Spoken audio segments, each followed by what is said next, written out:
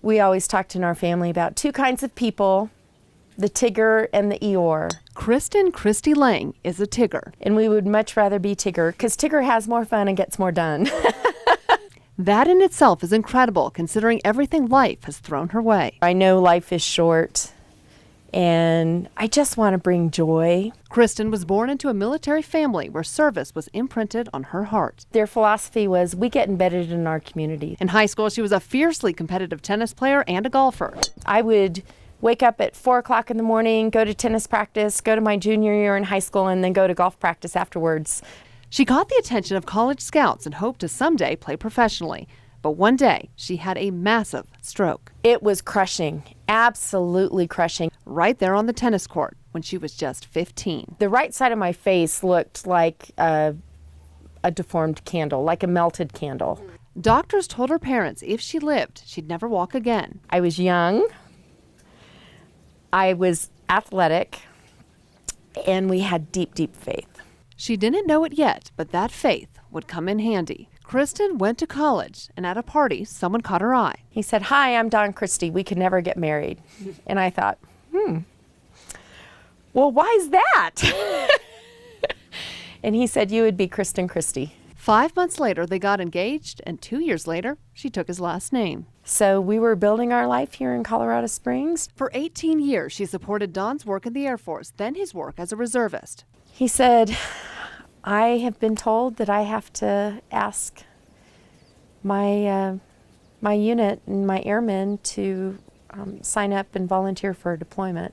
Don deployed for 4 months. He was second in command at the Baghdad airport. And he came back different.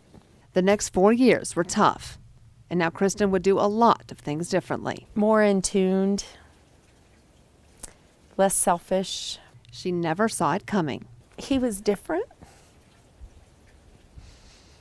And I was shocked when the coroner showed up. I'm so sorry. I am so sorry. Don took his own life 10 years ago. And we are just now able to talk about it.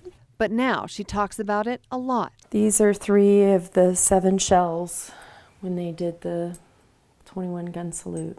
To other military spouses, to anyone who might leave their family by choice. Suicide is not the answer.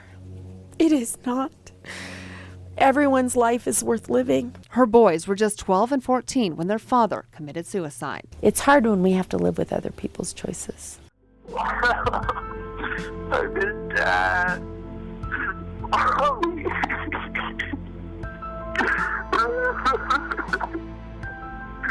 I miss Dad so much. I can't live without him. I can't. I need him right now. I need him so much. Ben and Ryan have both attempted suicide themselves. The family went on food stamps. Her eldest, Ryan, went down a dark path. So he self-medicated with alcohol and drugs. But he got clean and seemed to turn his life around. He has to go on a 4-month retreat in Hawaii. Self-sustaining farming, yoga, and meditation. She dropped him off at the bus station. He was 22. I didn't even think about checking his itinerary or anything. That was 970 days ago. But it's been of his own accord.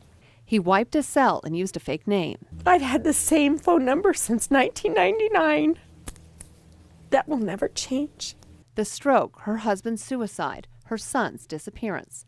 Any one of those things should have turned this Tigger into an Eeyore.